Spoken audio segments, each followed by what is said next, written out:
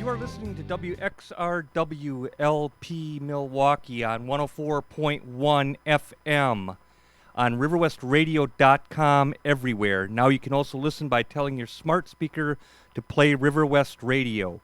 Support for this program comes from Collectivo Coffee and Troubadour Bakery, makers of artisan breads and scratch-baked goodies.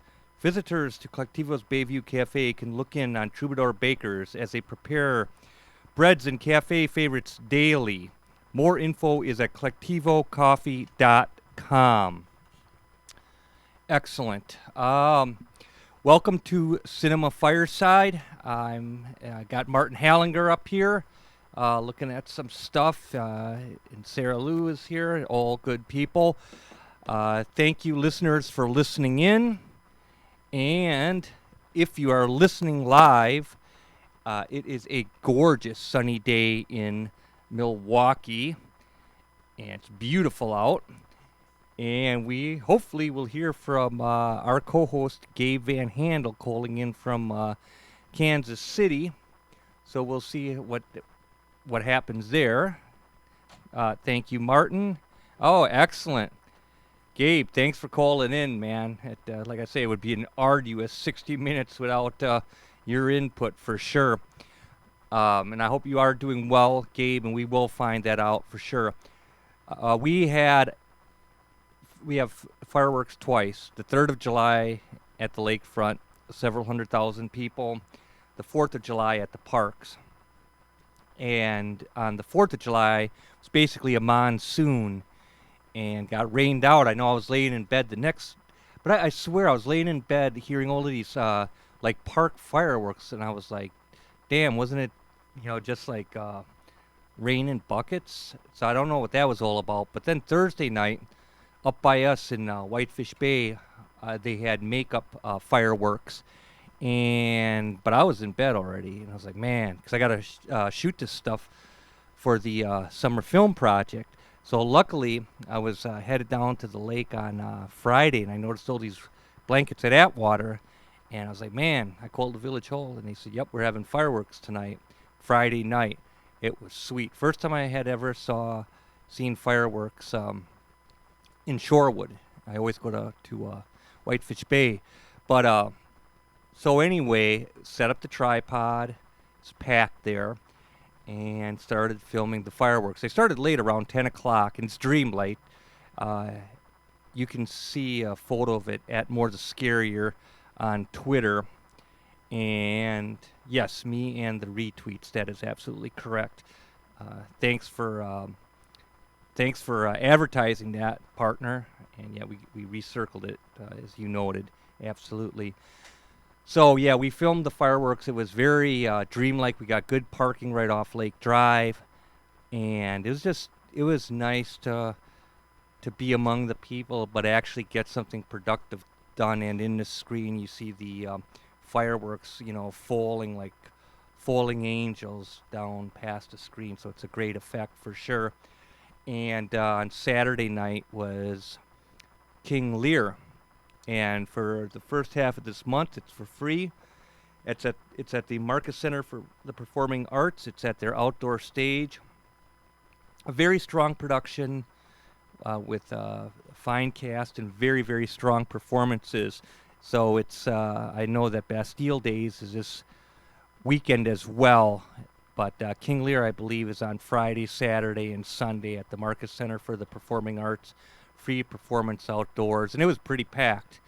And they have an intermission. It's about a 2-hour and 45-minute running time. It goes by just like that. Have no fear. And it's just a wonderful production with wonderful performances.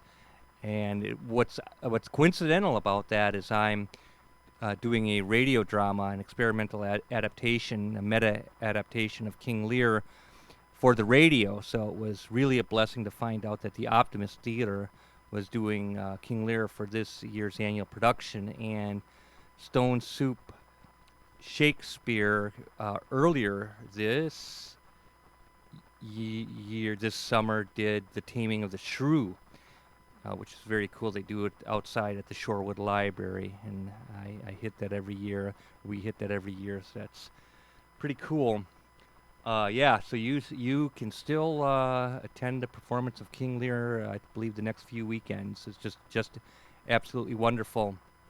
And luckily, I don't let anybody make plans for me in any way, shape, or form, and especially like for the weekends and all of that. If somebody asks you, "Hey, what are you doing for the weekend?" You can say whatever I damn well please, And that's one of the I feel very blessed and fortunate that I don't have to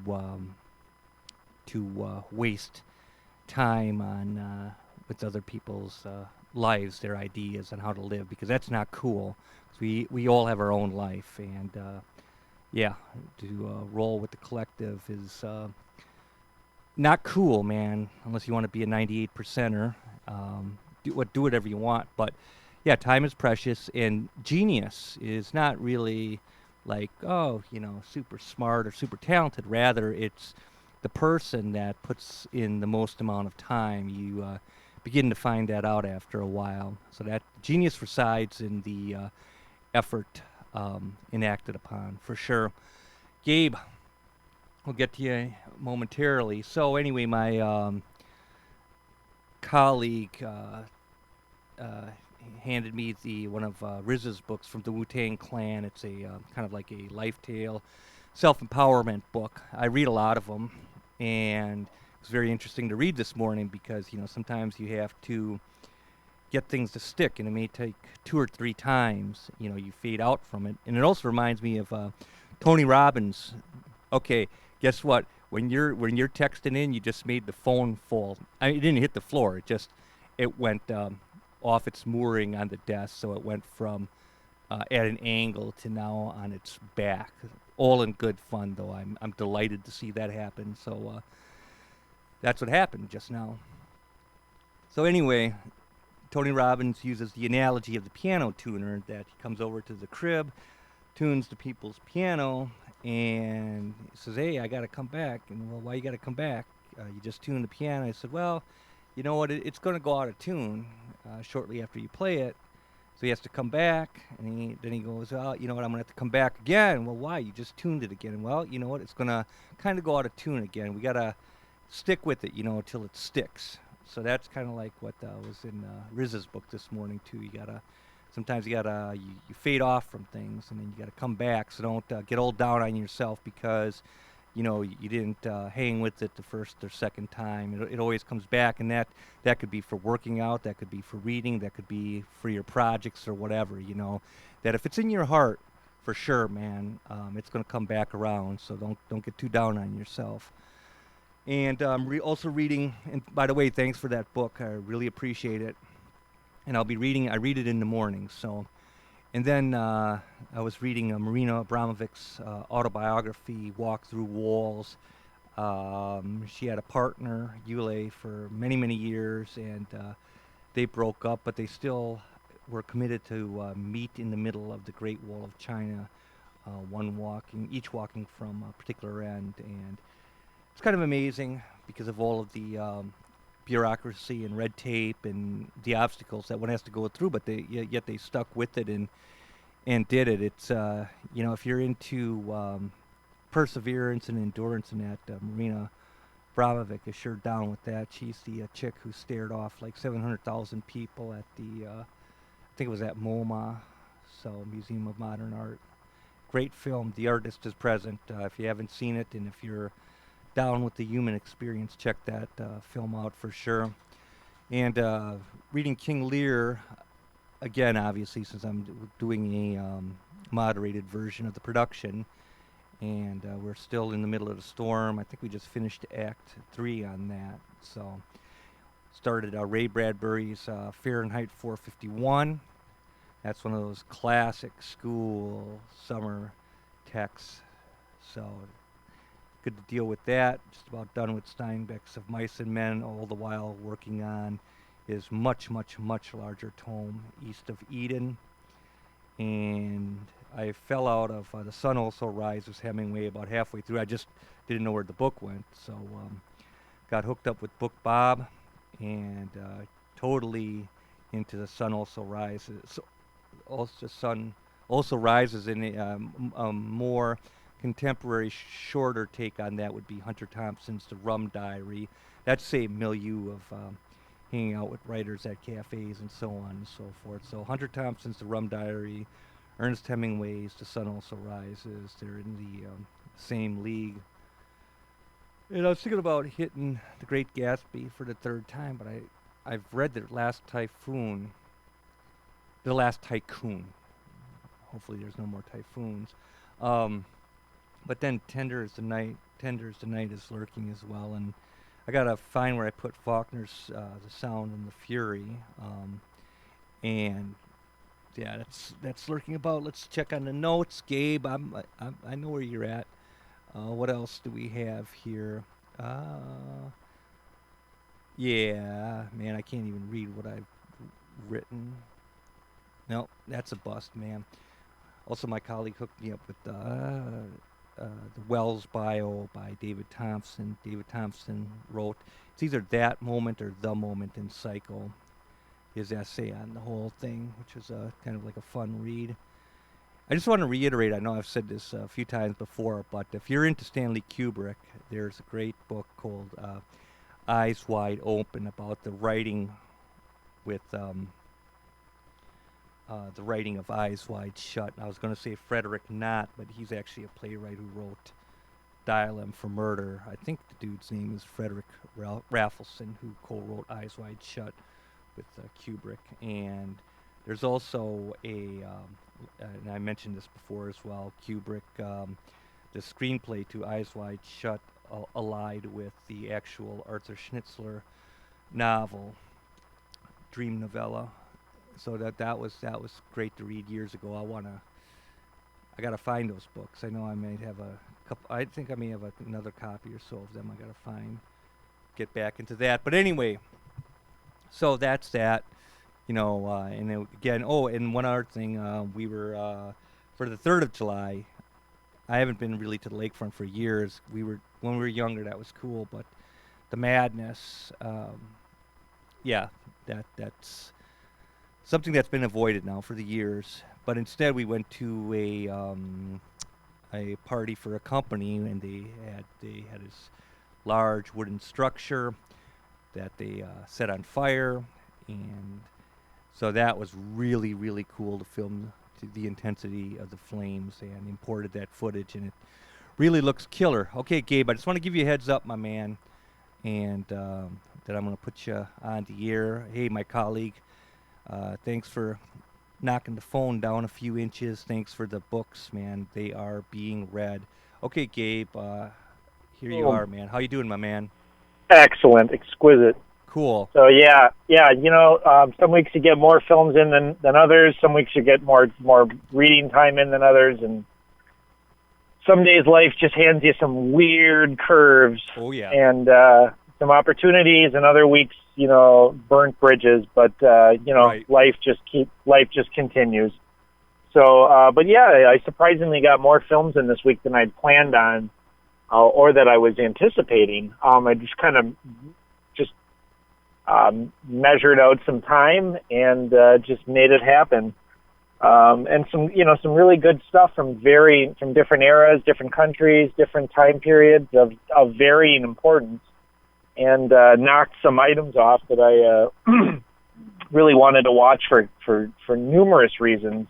But whenever you get to see those films that are on various lists, for whether it's stuff you read about at film festivals, I always keep up with everything that comes out of the Sundance Film Festival. Well, not everything that comes out of, but the stuff that across the board gets announced as a film of interest, or another film of interest from a director who's consistently put out interesting, noteworthy, or just watchable stuff.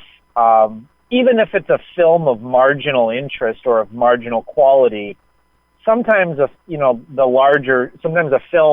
minor film in a major filmmaker's larger filmography in the total scope of their work is really interesting, especially a filmmaker like Gus Van Sant, Abbas Kiarostami, filmmakers like that, where they have a consistent visual trope or a consistent style or a feeling or a mood that runs throughout their work that isn't necessarily signature. Well, in the case of Kiarostami, the use of cars and the use of metaphors within cars is, but there's always certain motifs or certain narrative devices with Van Sant's work. So whenever even a film that gets panned is noteworthy because you're looking at the larger story that runs throughout his films or the larger themes. So in certain filmmakers or in certain other films where it's just bad and it's just like it's just a bad film, there's nothing there, who cares? Sometimes when you have these filmmakers who are anticipated, their style of making a bad film, there's still so much of interest there.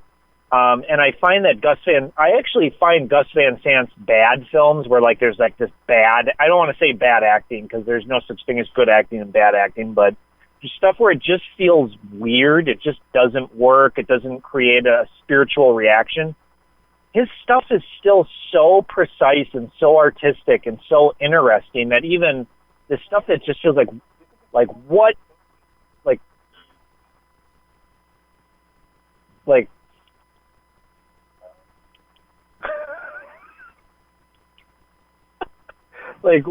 well, and there'll be these moments where you're like, what is going on in this film?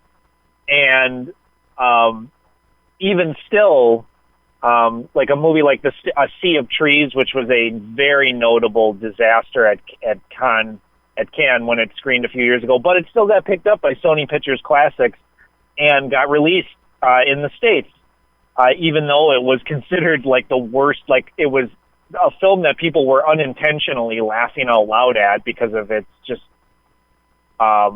thick-headedness and just loudly pretentious, phony artistry. But I always look forward to the films that Gus Van Sant releases because you're always getting something really interesting. So, yeah, he's got a new one that came out this year at Sundance with our usual guy, Joaquin Phoenix, who just has been delivering nothing but interesting performance after performance after performance. So that's about a paralyzed vet who goes into recovery into various forms of 12-step programs and just. Dude, I just had to bump that car up a few feet. Thank you, Gabe. I appreciate that. Not a problem. So film festival stuff. It's always good to knock these items off the list.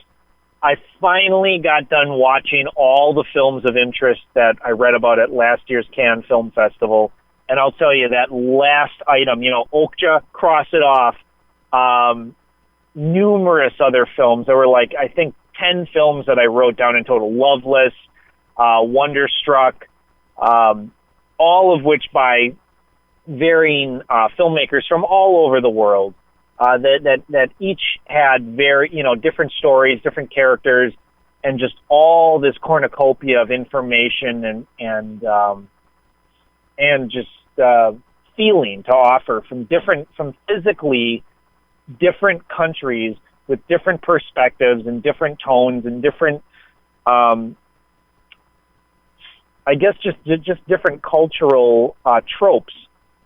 So when you see these festival films, Mark's brought this up on the show before several times, and it's just a fact that, the offerings that are given as festival circuit fare are not the typical films that represent a country's cinema.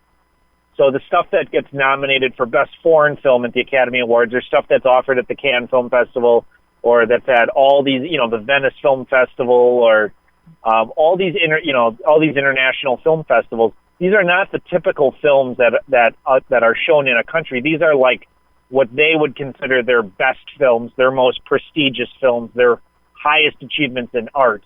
Most countries have the same kind of crap, the same drudgery that we have. But their finest offerings are always really interesting to look at in terms of what they consider the highest order of artistry in other parts of the world, and what they've come to look at in terms of inequality of wealth or different ways of showing irony and storytelling in film especially, but even just in their literary sense of how they write their characters.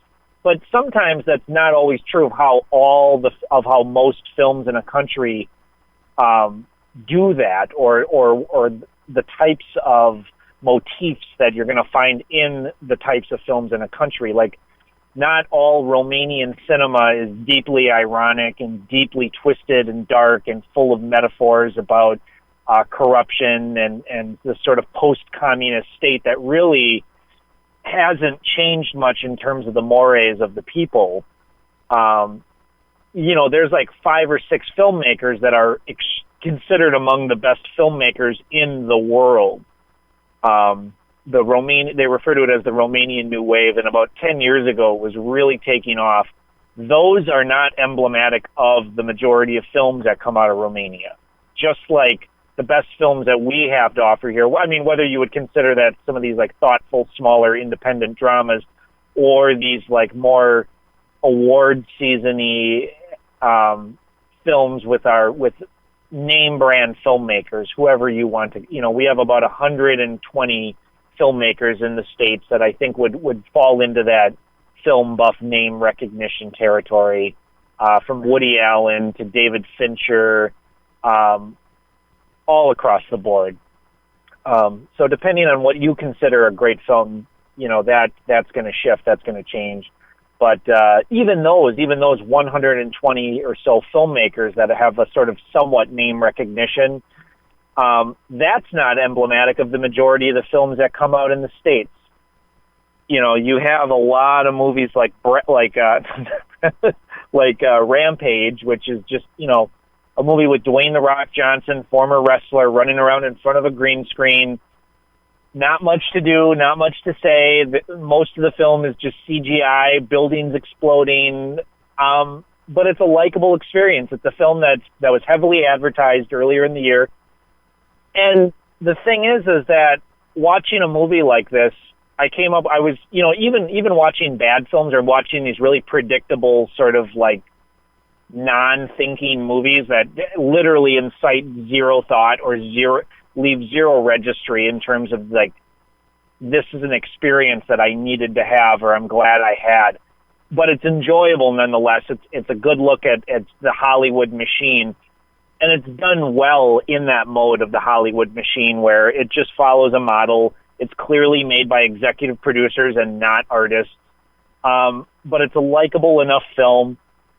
And I was thinking about it. I'm like, this is a bad film, but this isn't a bad film. And I thought about it. I'm like, well, I rate films in terms of good, in terms like you have the scale of like some people rate in 5 stars, which I find an atrocious method. But, some people do the grade method, which technically is like a 5-star method, like F, D, C, B, A. So technically that's a 5-star, but you rarely dish out that F. So that typically would fall into the 4-star category. So I'm like, well, and I don't normally think about films in terms of star ratings anymore. I just think of what did I walk away from this film with? What feeling did I have? Because if I don't, I have so little patience for films that I would say even fall into that 2-star category or that 1.5, unless there's something really beautiful about the cinematography, or it was made in the 60s or the 70s or something, and there was just something really gorgeous going on there that like just something really worthwhile that transcends the awfulness. Like I've said this before too, awful films, really bad films from the 60s and 70s, I find more interesting to watch than bad contemporary films, because there's usually something that's like, even if it's not intentional, there's always something inadvertently interesting or gorgeous about a film from that era. Even just the fact that it's shot on this grainy film, sometimes the way that the film has aged, sometimes the way that the film has been preserved. But in the modern territory, when you have these films that are just these commercial products and they're intentionally non-thinking films, it's hard to find something redeemable about the film other than looking at it from the technical artifice of this is a work of commerce and this is a way to look at how the machine of Hollywood and how the machinery of the viewing complex of international society. It's not just America anymore. Most American films actually make the majority of their money overseas, like China, Brazil, Russia, Germany, et cetera, et cetera. So you're looking at the way that these films are constructed and the way that they're marketed, the way that they're made to be marketed in terms of like YouTube, like these short 30-second clipped montages, like just these quick bursting trailers with images and characters. You'll recognize so-and-so from this TV show, and you'll recognize this actor from this TV show, and you're going to recognize this guy from this film. That's mostly how these films are set up now, is facial recognition from other products of commerce. And then the films are sort of stitched together. It doesn't really matter. People really are less concerned about the quality of storytelling and the need for there to be something humanistic or meaningful or artistic that they walk away from a film like that with. So it's really strange to watch a film like Rampage, which is based on a 1988, arcade game where there's 3 creatures that destroy buildings. That's the function of the video game, is you're like, and now I'm sure there's people that are listening, they're like, oh, there literally was no reference to the original video game in the trailer other than the title, sort of like this winky, naughty, like there was almost like this tongue-in-cheek campaign that the film knows it's stupid. It's telling you it knows it's stupid, but it was presenting it totally straightforward, like just a go-for-broke action film. I have to admit, it was an attractive campaign. It was well thought out. And the fact that they minimalized the original intention of what the film's entire point of being was, which was to be set forth from that original video game, Rampage. At some point, it appears as though they gave up on that idea and they went forward with, no, let's focus on Dwayne "The Rock" Johnson. Let's actually turn this giant gorilla character into an actual character, and let's actually see if we can salvage a film here. Because if we release it, because this film appeared to have been made when people were starting to increase. It happens more and more incrementally every year that movies that get these like bottom of the barrel reviews that have all this money behind them, people are starting to look at Rotten Tomato meters and Metacritic meters, and if they see like a 6%, 11%, like this movie has gotten not only bad reviews, but everyone has given this film a bad review, and not just a bad review, but like a really bad review consistently. There's going to be less of a chance that even people attracted by that trailer are going to show up. So they make a product that, while not meaningful, interesting, or profound, at least has an entertainment value that doesn't insult the intelligence, here's the key though, of the lowest common denominator audience in America. They don't have the highest of needs for watching movies. They just don't want to watch something that's boring or that's just unexciting. So you have a product that, yes, kept my attention and yes, kept me visually stimulated, but is like the emptiest, junkiest calories I've seen in a while, but works at the same time. So I was coming up with this system I had. I'm like, well, there's like good films, there's great films, there's super great films, there's movies that I love, there's all these scales of adoration. I'm like, I don't really have a good system for bad. And I'm like, awful. I mean, you have all these adjectives, but I need a system here. I need to create a system. So thank you, Rampage, the film, for letting me devise a system.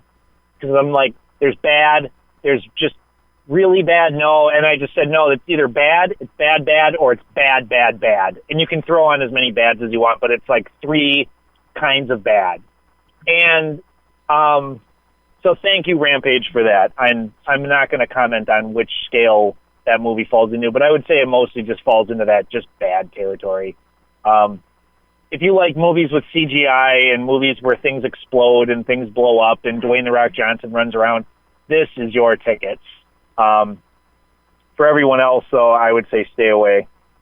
But lots of other movies got watched during the week. I was talking earlier that I finally crossed off that last item on the Cannes Film Festival list from last year. That was exciting. You were never really here. Good God. Gabe called back in. Due to his overall excitement, I think he pressed the on-off button on his phone, and I think we are like left on the precipice of the cliff with our fingers clutching the very last pinnacle of ridge. You know, we're hanging by your every word, Gabe. Where are you? My God, Gabe, call back in. Um, hey, Martin, good to see you, my man. Yeah. Okay, there it is. How's that? Is that good? Okay, yeah, he got cut off, my man. He got something on the phone. Okay, you can handle that. That's good. Martin came up to the stage to check things out. Told me to turn my mic up. I saw the levels were low, and that's actually really blasting, which is an anomaly. I don't know if it's a chord or what.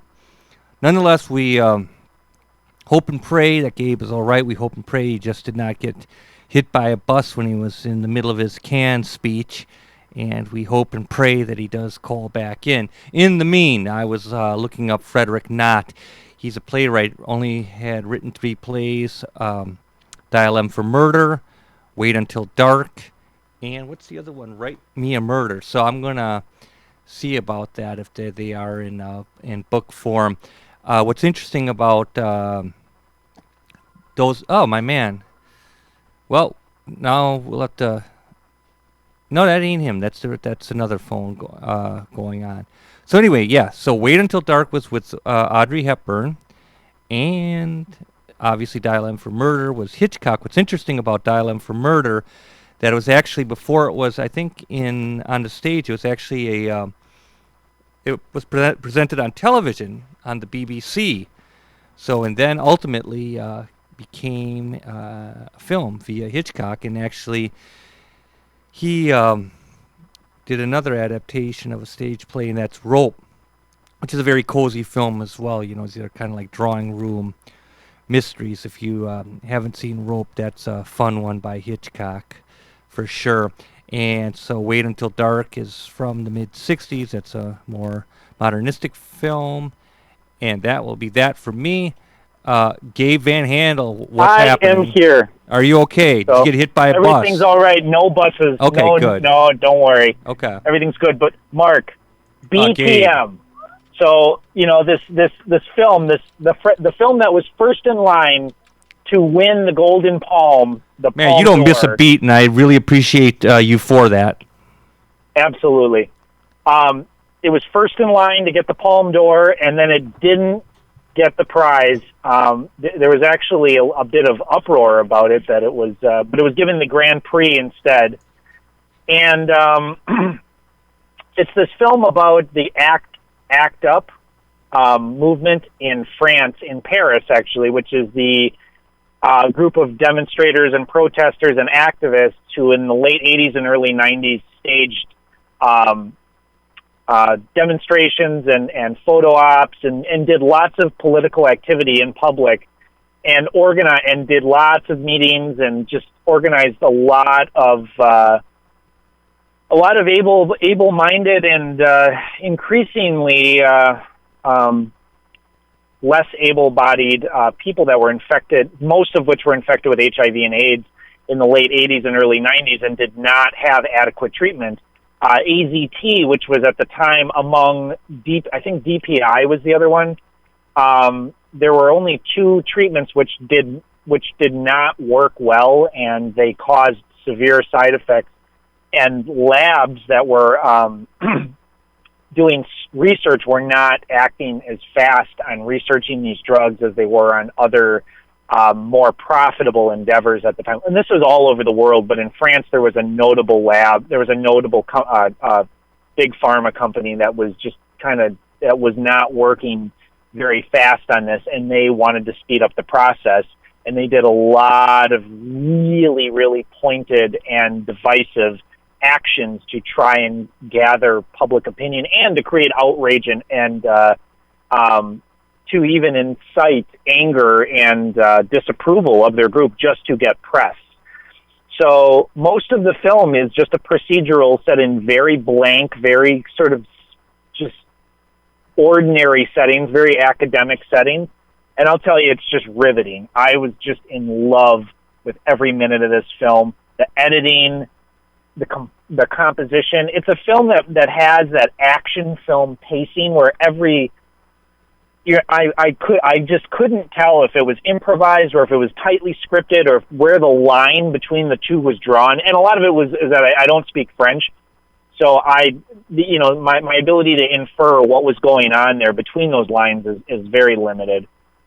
But everything is just alive and on fire. And what I liked about it is that even though there's all this content, there's all this constant, there's all these character dynamics, and most of it is just procedural of them trying to enact, they're recreating history in these very ordinary, very sort of just Gabe, what's the name of that film again? BPM, beats per minute. Okay, because this is actually Noel Perez Borchardt is my friend knows the lead of that, so that's so there's a connection there. Just so you know, I think that he's a good, calm gentleman, I believe. Yep, BPM. Wow. Yep. So then there's a massive coincidence going on as we speak. Wow. I'll tell you, I was watching the film, and at first it was a little too detached for my taste for the first 15 minutes. As the film moves on, there are these interjections of music and montage, and just the thing I liked about it is that it is so not obtuse. It doesn't stray off into the avant-garde. It doesn't stray off into the extremely intellectual. It's absorbable. It's easy to infer. And even when it goes off into left field territory, like there are these sequences where the visuals will literally blur and fade into these dance sequences where they're like literally the soft focus bleeds into the hard focus, and there's juxtaposition of framing, and the use of music and sound editing is so exquisite, and the use of French house music from that era, which is among the best eras of electronic dance music, the late 80s and the early 90s. And it's just used so well because it was such an ingrained and such an important part of that culture at that time. And it's just done with such wrenching, immediate exquisiteness. I was just in heaven watching moments of this film because there's no expository dialogue. There's no pointless backstory. Most of these characters, if they have backstory, they're just sort of alluded to, or they just sort of make a reference to something, or it's characters lying in bed just sort of having small talk, pillow talk with each other. Hey, dude, I got to check this out. Let me read to you about this as if it was, well, it is actually read from The Wire. BPM. He is Argentinian. He is in France for film and learned the language to perfection, which is sort of amazing. Also, How to Survive the Plague is an American doc about the New York chapter of ACT UP, and it is amazing. Yep. How to Survive a Plague is so good. That's one of the best documentaries I've ever seen. That film is so alive and that's one of the most well-edited archival documentaries I've ever seen. We Are Still Here is another really good one about the ACT UP movement. And Larry Kramer, there's an HBO documentary about Larry Kramer that was made about a year or two ago. That's pretty good. It falls apart. Well, I wouldn't say it falls apart. It's worth seeing, but it lost my interest. Larry Kramer is a figure that I have a lot of trouble with. He did a lot of good. He saved a lot of lives. I'm talking thousands and hundreds of thousands. That man has devoted his life. But it's the means of how he does it.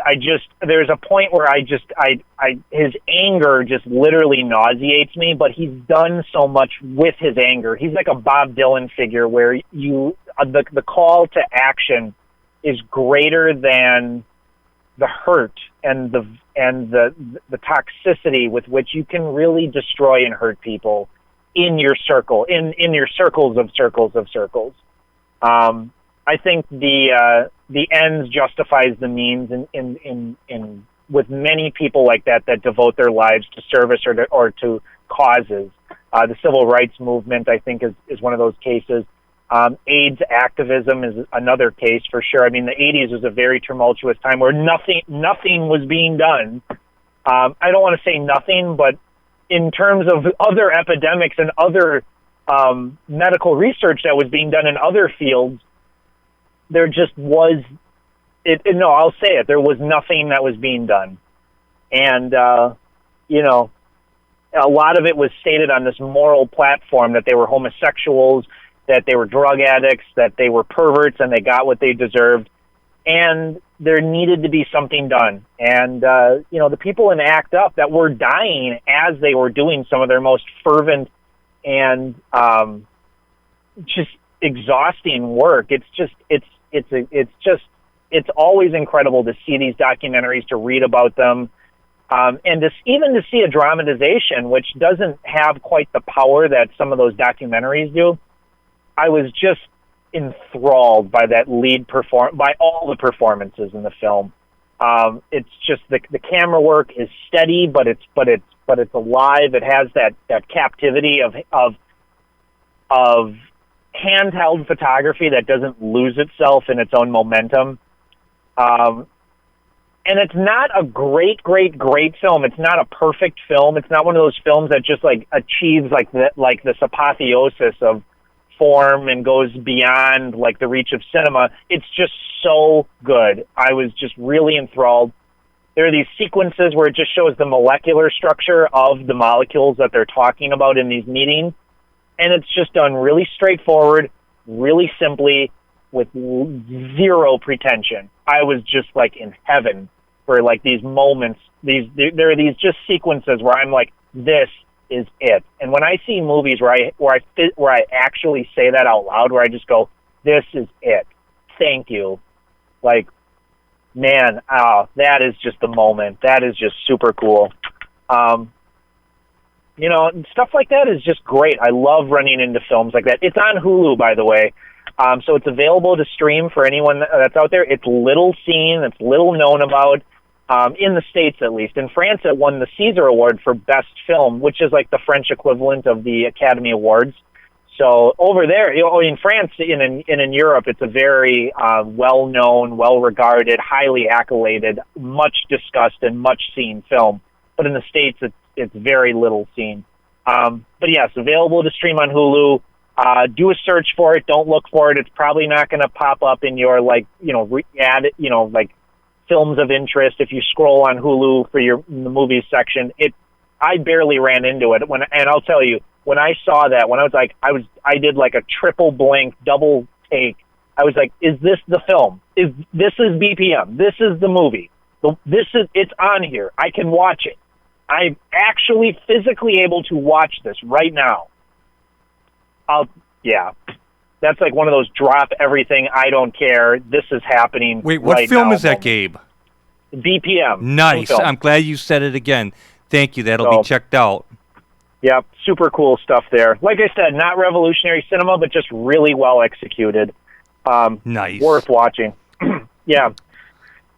So you know, not to minimize anything or be odd or anything. I'm just curious though. Where did you, if you did, where did you see the fireworks?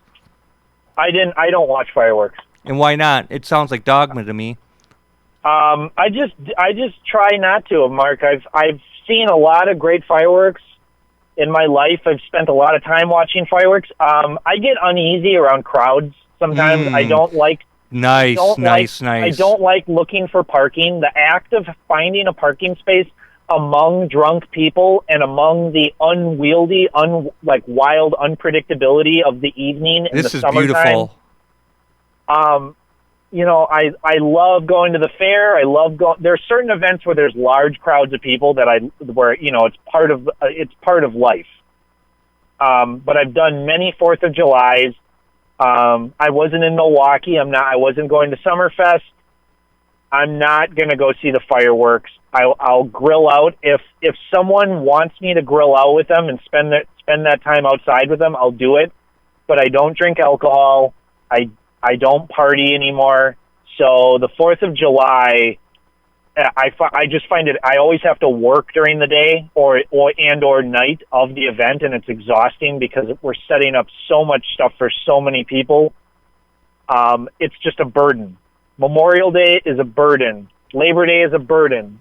4th of July is a burden. Dude, you are singing my song.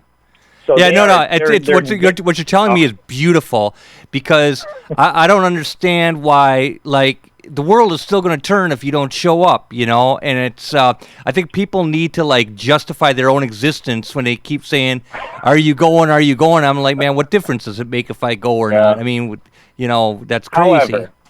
However, I think doing things for other people in your family, and especially other people that you're in a relationship with, if it's important to them... You're talking sociopolitics, my brother.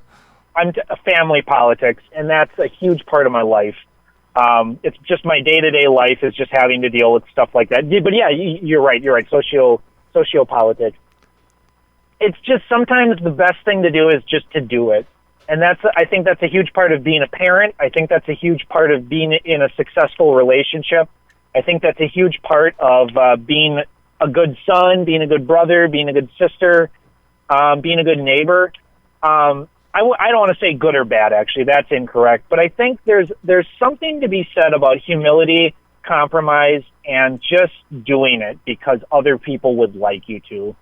I didn't used to feel that way, and I still stand by that. I don't like going to fireworks. But if I am really requested to go to the fireworks, if someone really wants me to be there, I'll go. I just don't feel the need to do that. And I've seen you're a humanitarian, dude. Yeah. And after seeing, many years ago, I saw the fireworks on LSD one summer. Good God. I'm never going to top that. That's never going to be topped. There's no need to ever see the fireworks again after that. I bet. Let me just say that.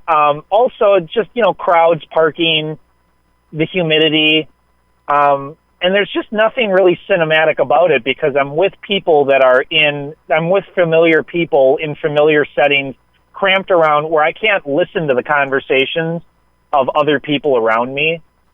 If I'm going to be stuck in public, if I'm going to be, or not stuck, but if I'm going to be in public, I love overhearing other people's conversations. I love watching people's body language.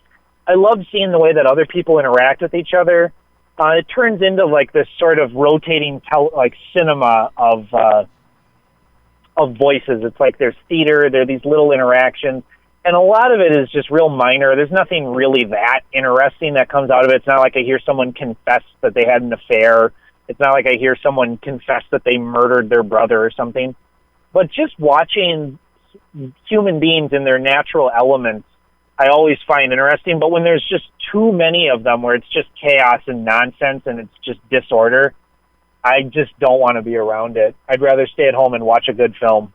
And that's exactly what I did. Oh, man.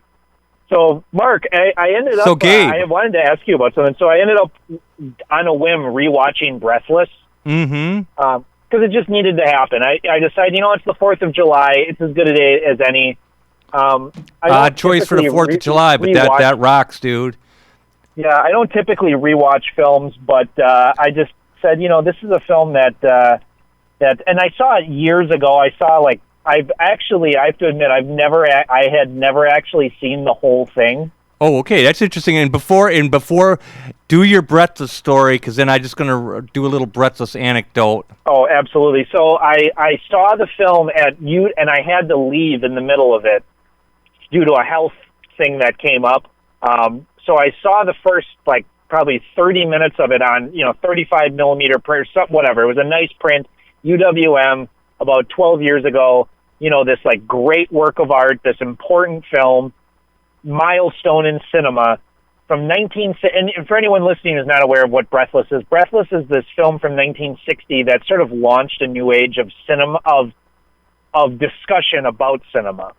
It was an independent film that was made by this guy named Godard, who was a film critic in France among other film critics that were a legion of these new cinephiles that loved movies, and they started to make films based on their musings and based on the adoration and their observations of films that they loved and adored. But they didn't just recreate the films that they loved. They sort of went into films and they meta-texturized them. And they didn't really have any money or any means to make big films, so they made these like non-budgeted small things, or like 20,000 francs or like $30,000 films. They shot these things with like no permits, handheld cameras, just whatever film stock they could get their hand on. So sometimes the sequences of the film just will look startlingly different or be exposed differently. They got the tech work on the film done as they could. They shot with like their friends or with like in some cases like just non-actors, but they would occasionally get major actors borrowed from other countries to come act, like Jean Seberg, who at the time was a burgeoning American. So I don't want to call her an actress because she wasn't. She was a celebrity, and she ends up giving this like insanely a live performance in Breath. She's like the central part of Breathless besides the main actor, who I have so many issues with that I can't even begin to start. But I'm watching this film at the University of Wisconsin-Milwaukee. It's a legendary film. Wait, like what year was that? Well, I'm sorry, it was at the Union Cinema. Yeah, when was that? Probably in 2005 or 6 or something, when it was restored. Yeah, Man, it was restored. No, I wasn't around at that Criterion. point around that area. Dang it. Yeah.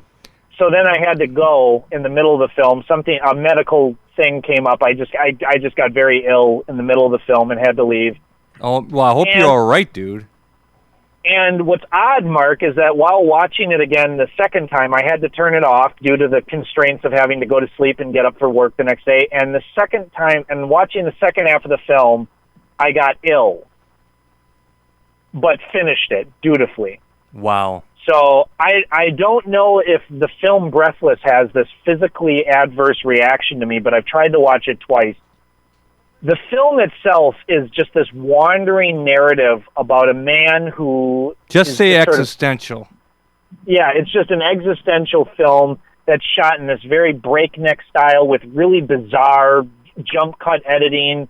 It's really jarring on the senses. And to imagine what this film was like in 1960, to a French audience nonetheless, in America, it was just mostly just baffling because...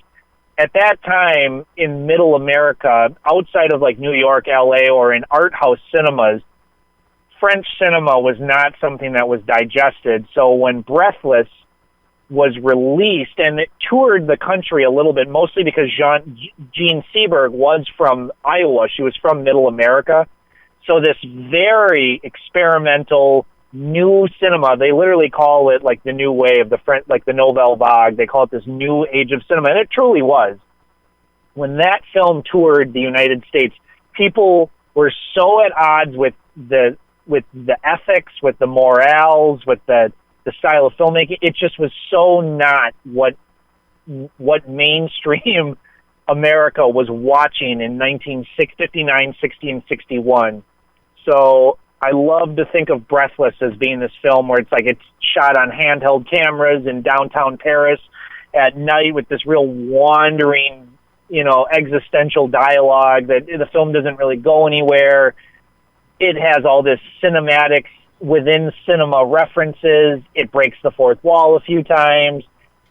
The obviousness of the fact that the film was made without permits, and the fact that all the crowds in the film are all of a sudden becoming aware of the fact that there's a camera present, so that's constantly at odds with the fact that there's a narrative going on. I can't imagine, because it's watching this film and seeing like the second half of the film for the first time. Yep. After years of knowing about this film and having, I saw the first half many years, and it left an indelible imprint on my mind as one of, finally understanding why Breathless from 1960, the feature debut film of Jean-Luc Godard, is considered this milestone of cinema. It was like, well, of course, this film lives up to its reputation. Dude. I'll tell you, man, watching it again the second time and rewatching the first half and getting to the point where I knew I was going to get sick and having to pause and go, okay, well, I'll finish it, revisiting it, and then getting sick again, and then watching the second half of the film and wondering, do I dislike the second half of this film so much because I'm physically ill, or did this film just completely fall apart? Well, the third time's the charm, and you will find out, hopefully not the hard way. Gabe, I want to thank you for that impassioned essay on Breathless, and we do have to wrap it up, man. And Gabe, I am so happy to have shared this time with you. Mark, likewise. Real quick. I was going to say there is no but you have already disavowed that imperative, so please. Thoroughbreds, I just have to recommend a contemporary film that I just saw about two young women from the private school. You know what, my man? Yep. You could actually give it more time next week. You want to do it that way? I will. Let's do it that way so you could share your enthusiasm in their extended to their most robust contours. How about that? That sounds really good because it is worth watching. Yes, then let's do it that way. Mark, thank you as always. This is great stuff. Keep living the dream, Mark, and stay away from those crowds if you don't want to be in them. You're not going to offend anyone. Keep it up, Mark. I'm really glad to hear about these. You're doing it. Your hard work is being recognized, and it's I couldn't be more proud of you, Mark. It's an honor to continue to know you and to be friends with you and to go on this endeavor with you. So thank you for that. Thank you, Gabe, and I appreciate it, and I bestow the same honor upon you. Have a darn good night, Gabe. Absolutely, Mark. We'll see you next week. Bye-bye, everyone. See you, my man. So anyway, seeing Breathless, I saw it on 35 millimeter with an uncanny partner, and that was my mystery daughter, Dara. That's kind of crazy that her and I saw a 35 millimeter print of Breathless. Well, I love you, Dara. I know you're out in the mysterious West right now. Mysterious woman out in the mysterious West at the moment. While Gabe was talking, this dude, man, looking just like Charles Manson, stopped by the front door, and it was, he was I don't know, he was on some sort of trip, but it was uncanny. Dude's about the same age, same height, and all of that stuff. And then I didn't know what was up. Then he was on his way, and then the dude on the other stage here on screen smiled at that comment. Yep, there you go. And I do have to watch the clock. Well, I love all my kids, so it's not just obviously Dara. I'm just citing her because of that mysterious screening for sure. And I got to watch the clock here. We got the Screens dudes next, and they're on stage and ready to roll. And I got Keith, my man, who's there you go. Good to see you. So it's nice to be among the fellas for sure, and it's a good life, and I really do appreciate Gabe calling in, my colleague checking in with good bits of information, and one does still have to keep the eye on the clock as we fade into the evening, if you're listening live, into the labyrinth of the streets of the sprawl of Milwaukee, man, for sure. Great city.